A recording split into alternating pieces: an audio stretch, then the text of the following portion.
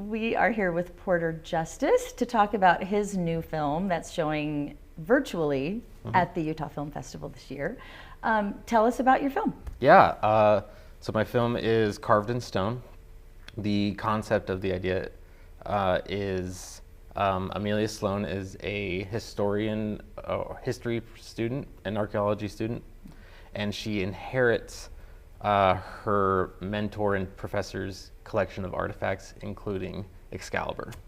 And she's tasked with returning the sword back to the stone from which it came. There's a lot of discussion about cultural appropriation and removing those artifacts from the cultures that they belong in. Amelia's character is very much against taking artifacts and wants to kind of leave them in place. And so she's conflicted when she receives this historical artifact and is like, it needs to go back to where it belongs. And then she realizes that her professor was also along the ride. But it's a whole action adventure film, lots of world stakes, sword fights. Wow. It's great. Yeah. Very cool. So this seems like an ambitious short film. Yes. It's a 30-minute short film. It is. So it's a little bit longer than some of the short films that we tend to see at festivals sometimes. What was that like? Well, first of all, this was you imagined this story, right? And then you had writers. When the producer came to me, he wanted to do something ambitious. We were both in school. It was my master's thesis project. And we wanted to do something ambitious. He wanted to do something Indiana Jones-like, and I had this idea of, well, what if Excalibur had to be returned to the stone and not taken from it? And so we played off that idea, and we really kind of developed the story out. And so that was the initial brainchild of the whole thing. It was like, well, what if we take this story and flip it on its head? Very cool. And so we kind of started taking steps. We got 4 writers to help us. We intended originally to turn it into a web series, so we wrote 5 separate episodes to create the full short. Gotcha. So, which is actually, I personally think, is one of the benefits of the film, because a 30-minute short can be really hard to pace, and I think breaking it up into 5 separate episodes, if you will, actually provided a lot of good pacing for the whole film, because it just keeps going and you're in it. And by the time you're at the end, you're like, that was a lot for 30 minutes, but still very short. Interesting. So, yeah. So is the idea, I mean, are you happy with keeping it a 30-minute short, or like moving forward with it, putting it out in the world? What do you want to do? Yeah, I mean, I think putting it out into the world, we're still in discussions of how we want to approach that. Are we going to separate it into episodes, or are we just going to leave it as is? The success that we're seeing in festivals, we're seeing a lot of success in pilot genres or categories. We're also seeing success in web series categories.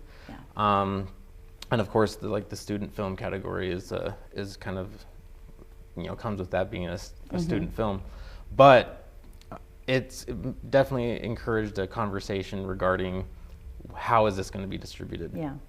So we're still in conversations of what we're going to do with it. Yeah. But we'd love the opportunity to take it and develop Amelia Sloan, the character, out more into this, anti-Indiana Jones, where she's returning things to where they belong rather than keeping them in museums. And this whole, cultural reclamation, if you will.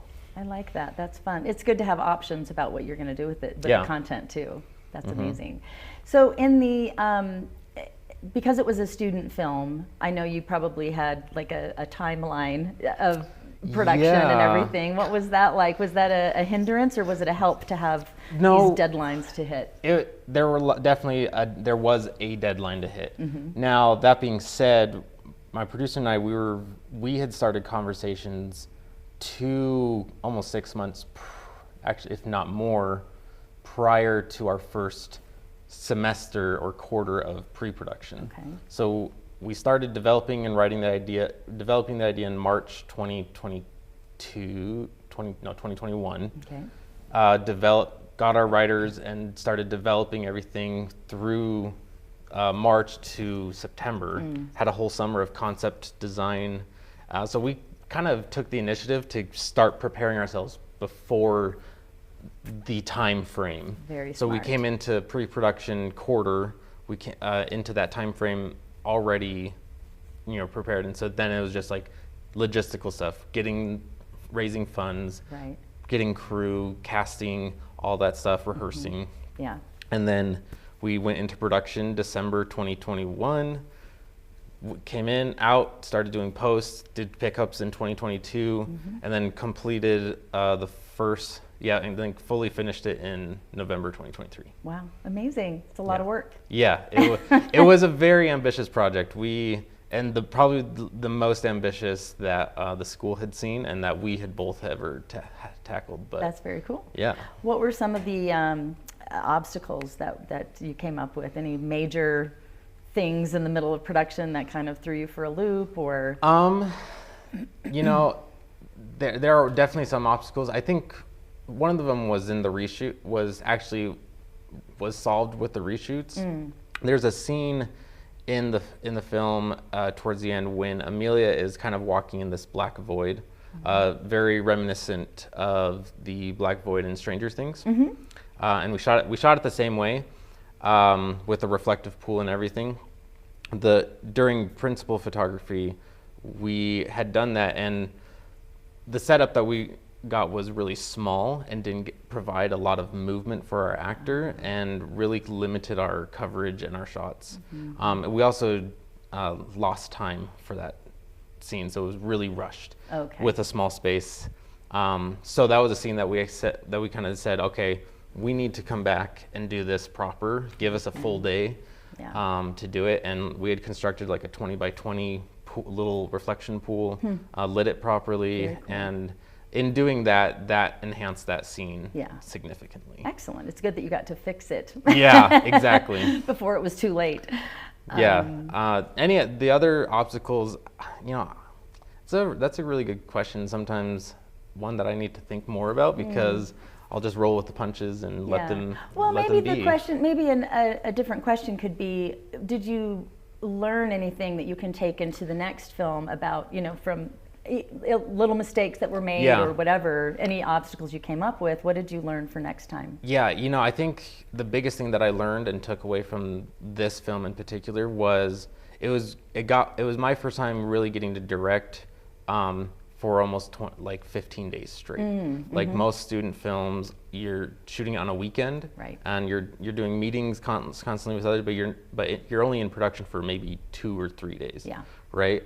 This was felt like a full like a little micro feature, if you will. Yeah. With how much we were doing, and so I think the biggest takeaway was like, how am I communicating with actors was one. How am I working with the crew? How am I leaning on my AD? Like really getting into the mode and the reflexes and the routines of operating within production. Yeah. That was probably my biggest takeaway and the thing I really appreciate of the project. Yeah, that's interesting. I hadn't thought of it in those terms about student filmmaking. Yeah. That normally you don't have that enough time on set to really get into that groove. Right, unless you're an ambitious student who's like, I'm gonna go do a feature and whatnot, but Guess it's not unheard of. It's not. Wow. Okay, so what's next for you then? Yeah, there's a number of projects that I'm working on right now. There's a project that I'm starting to become really more and more passionate about as it develops out. Its working title is called My Return.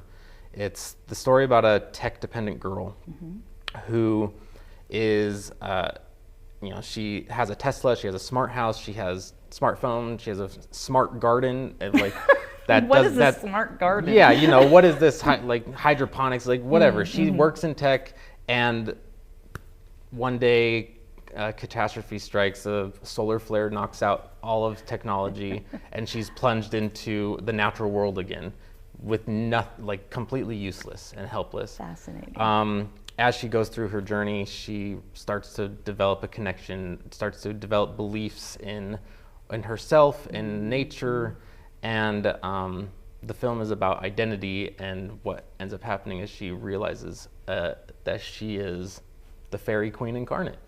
Very And cool. We're still in early stages of development of it, but the idea is, you know, discovering your divine potential. I love that. And whatnot. And this was your idea, Yeah. concept? Excellent. Yeah, this is one that's been percolating in the back of my mind for a while. And it would be a feature film eventually? Yeah, eventually it would be a feature film. Very cool. Well, Yeah. good luck with that. Thank That you. sounds like a really fun concept. Yeah. Very cool. Thank you.